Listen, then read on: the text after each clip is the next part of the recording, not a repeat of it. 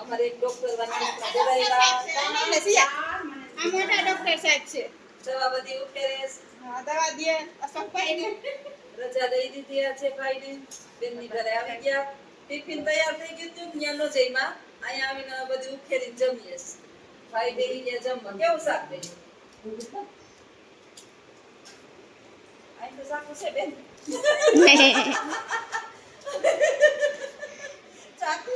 ચાકુથી સુધારીએ. ચાકુ તો ભૂલી જાય એવા સફરજન સુધારીએ તો ખરી પાછું ટિફિનમાં નાખતા ભૂલી જાય. ચાક્યું જમવા જઈએ ને એ આને કોકને બેહાડતા જાય.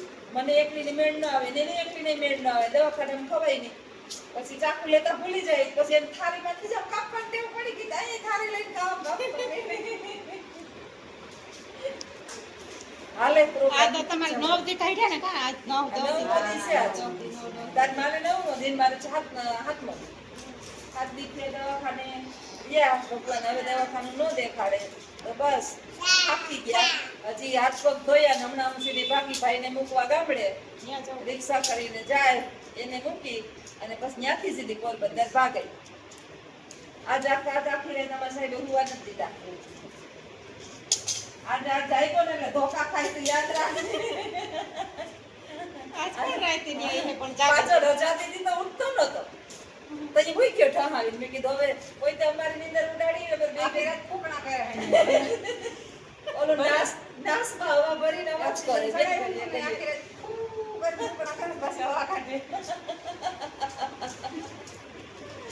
તો આવું પ્રોગ્રામ છે. હવે દુઃખમાં જો સુખ ગોતી લઈ. હું એના ગમે દવા લઈને બેઠો બાની દવા લઈને બેઠો એ બધી ગણી લે. શંભુ તું શંભુ દવા ક્યાં ભાઈ બધી અમે તો સમસી દે ને અહીં તો સમસી જો દવા ઢગલા કર્યા જો જો મત દવા હે હા કોઈ લે તો કોઈ બન્યો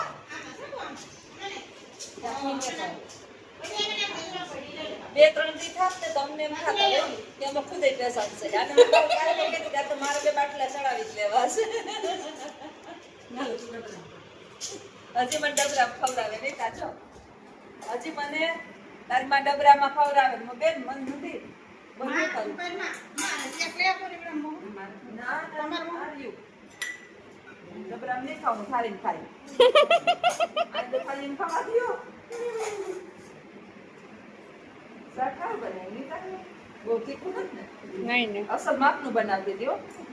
એક રીતે મરચાં મસાલા નહીં ખા ભાઈ મારાથી ખવાઈ ગયું અને પછી ઠેકડો માર્યો મેં મગમાં નહીં આની તીખા મરચાં એકલા થઈ મીઠા બધા એ ખાંડ નાખેલા સારો રસ્તામાંથી અડધો કિલો પેડા અડધો કિલો પેડા ખવાય એ શું ખાવું બધું લિસ્ટ આપી દેજો. બધું લેતા જઈને બસ ઉપાધિ નહીં ને. આવો પ્રોગ્રામ ચાલુ છે તો એની પાટેડા જાવ મૂકવા તો આવશે બધા. સીતારામ મને લાગી ભૂખ વાગ્યા 2 અને ખાઈ લો અને આ લગભગ ખાઈ સુધીમાં જો નહીં વરસાદ નડે તો પોરબંદર પૂગી જાય. પછી કાલે સવારે આવજો.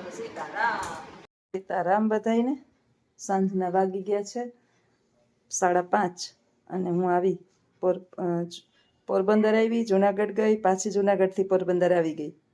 ગાડી હતી એટલે ફટાફટ હોસ્પિટલથી સીધી અહીંયા પહોંચી ગઈ. અને આ બાજો મને જોઈને શું કરે છે એ બિચારાનું માથું જોવો. આજે 6 દિવસ થયા માથું નહોતું હોય બાંધ્યું. જો નવરાવી ધોવરાવીને તો તૈયાર બિચારા કજીત કે મેરા કરી દીધા પણ માથું મને ઓળતા નથી. જો અહીં જો હાલો બા હાલો. મેં કીધું એક વખત તમે હું ન હોય ને તો બાની હાલત કેવી હોય ને એ બતાવી દો. હાલો હા માથું જોવો એનું. આ 6 દિવસ થયા હું નીકળી ગઈ હતી. 6 દિવસનું માથું જોઈ લ્યો. આ છે ને આખો દિવસની અંદર હું 4 થી 5 વખત એની ચોટલી વાળતી હોય બાની એટલે વાંધો ન આવે. અને તૈયાર આખો દી કરતી હોય. જેન્ટ્સ સીતારામ બધાઈને. બાને તૈયાર કરી દીધા. આવીને તૈયાર તો હતા વાળ બાંધી દીધા તેલ નાખી દીધું માથામાં અજીત કે 2 દી પહેલા નવડાવ્યા હતા તો ખરી, પણ માથું નથી ઓળતા આવડતું મને. 6 દિવસ થયા બાનું માથું ઓળેલું નથી. 6 દિવસ થયા. હવે વિચારવાનું કે માણસ જે છે ને, બગીચો હોય ને, બગીચો એની પાછળ માળી હોય ને, તો બગીચો હેરો ફેરો રહીએ, એ માણસ વિનાનું વૃદ્ધની હાલત આવી હોય. અજીત ખવડાવે પીવડાવે. એક મેં દરબારની દીકરી કરી છે, એની ત્યાંથી ટિફિન આવી જતું, તો જમી લેતા. પણ પરિસ્થિતિ એવી છે કે માથું ઓળતા પુરુષને માથું ઓળતા તો ન આવડે. એટલે આજે એની પરિસ્થિતિ જોઈને મને વિચાર આવ્યો કે ઈશ્વર, મારી ચારે તરફથી કેવી કસોટી છે. વા માનો જેનો ભાઈ છે, હાજો જરા તરા બીમારી હોત ને તો હું જાતે ત્યાં જ. કેટલા સમયથી આખું વેકેશન વયું ગયું, હું નહોતી ગઈ. મને ખબર હતી કે અહીંયા બા મને મારા વિના હેરાન જ થાય કોઈ પણ સંજોગોની અંદર. ખાવાનું તો જે છે ને, કાગડા કૂતરા હોય ને એને આપણે નાખતા હોય, ગમે એને તમે કયો નહીં દઈ જાય.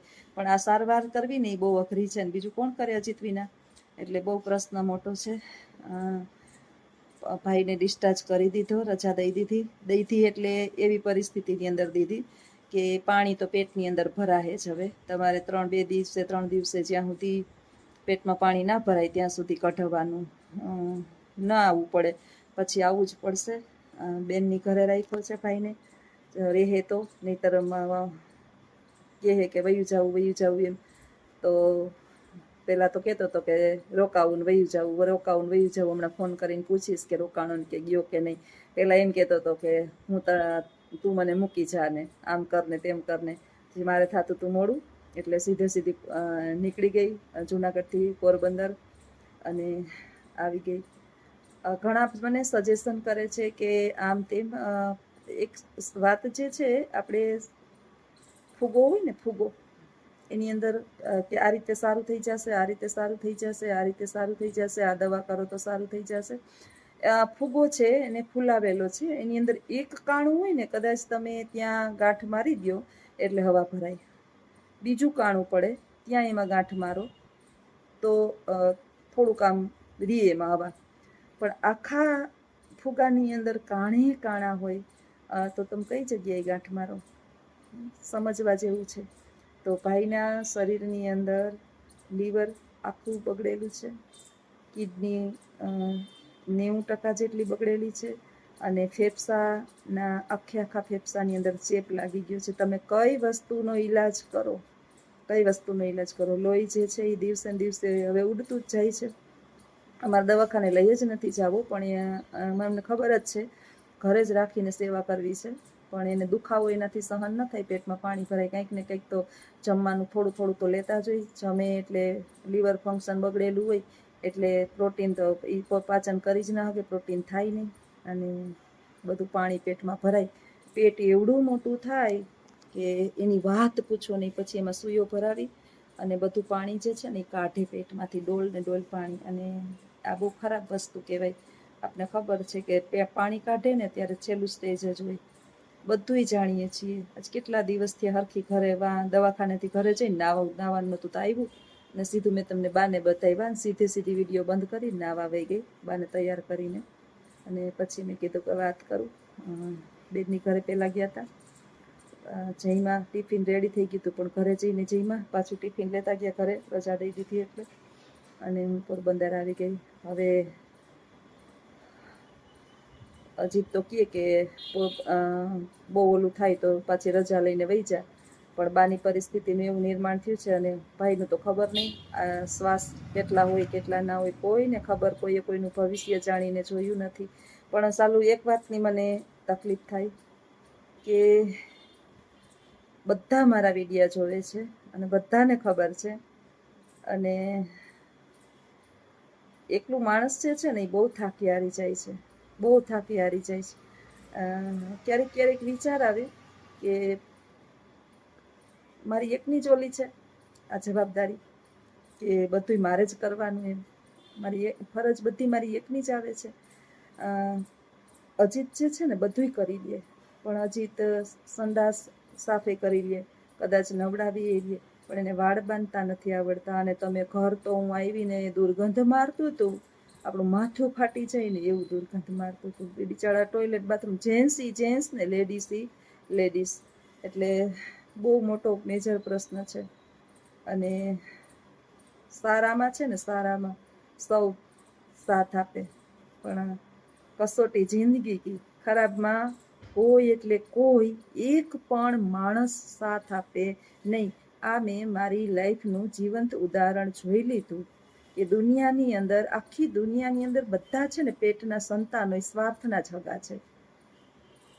એટલે મેં તો બાના જીવન ઉપરથી જો મારા જીવન ઉપરથી એ જોઈ લીધું કે અંતકાળે તમારી સેવા તમારા ખુદના સંતાનો કરવાના જ નથી.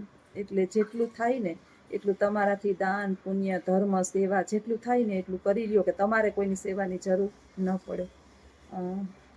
બહુ ગુસ્સો આવે છે એમ વાત પૂછો નહીં ને એટલું ક્યારેક આપને ગુસ્સો આવે. હું આમ તો ન જ જાઉં, 5-6 દિવસ કોઈ દિવસ ન જાઉં, પણ આપણો ખુદનો માળી જાયો ભાઈ હોય આપણો અને એની પાછળ કોઈ ન હોય ને એટલે ગઈ હતી. પણ અંદરથી આત્મા છે ને પકડે, પછી રેવાય નહીં આપણાથી બોલાવીને. પણ હું ઘણાય ઘૂંટડા ઉતારી જાઉં છું, વાંધો નહીં. જેવી જેની બુદ્ધિ અને જેવી જેની અકલ. બધી બાજુથી ફસાયેલું માણસ વામાં દીકરો, અહીંયા ડોહીમાં બેન બિચારી ડાયાબિટીસ વાળી, એક વાંથી વાન એને બહુ પ્રોબ્લેમ છે, શરીર અલોધું છે, એકલીથી કંઈ થાય નહીં. દવાખાનામાં 9 માળનું હોસ્પિટલ છે અને વાંથી વાન આપણે અડિયું કાઢવી પડતી હોય તો 2 જણા તો જોઈએ જ ને. આ ઇમરજન્સી વાળું છે, ઘડીક થાય તો કે આઈસીયુમાં લઈ જાઓ અને ઘડીક થાય તો કે કોમનમાં લઈ જાઓ, કોમન વોર્ડમાં, જનરલ વોર્ડમાં. તો 2 જણા જોઈએ, નહીં તો હું કોઈ સંજોગોમાં બાને મૂકવું એમ નથી, પણ મારી એ મજબૂરી છે. અને આ મેં એની અત્યારે હાલત મેં આવીને જોઈને તો પહેલાં તો મારું મને એમ થઈ ગયું કે આ મારે શું કરવું, કયો રસ્તો લેવો એ મને સમજાણું નહીં. પણ હસતે મોઢે રહેવાનું, કોઈને આપણું દુઃખ કહેવાનું નહીં. તમે મારું યુટ્યુબ આખું ફેમિલી છો એટલે ક્યારેક વાત થઈ જાય છે તો આવજો. સીતારામ. તાયરું ધણીનું થાય, મારું કે તમારું કોઈનું કંઈ નહીં હાલે. મારા નસીબની અંદર સેવા લખેલી છે, બધાયની લખેલી છે. એટલે જન્મીને આ ઘરની અંદર 32 વર્ષથી આવી ને ત્યારથી હું આ જ કરું છું. અને હજી કેટલીક લખી છે એ ખબર નહીં. તો આવજો બધાય. સીતારામ.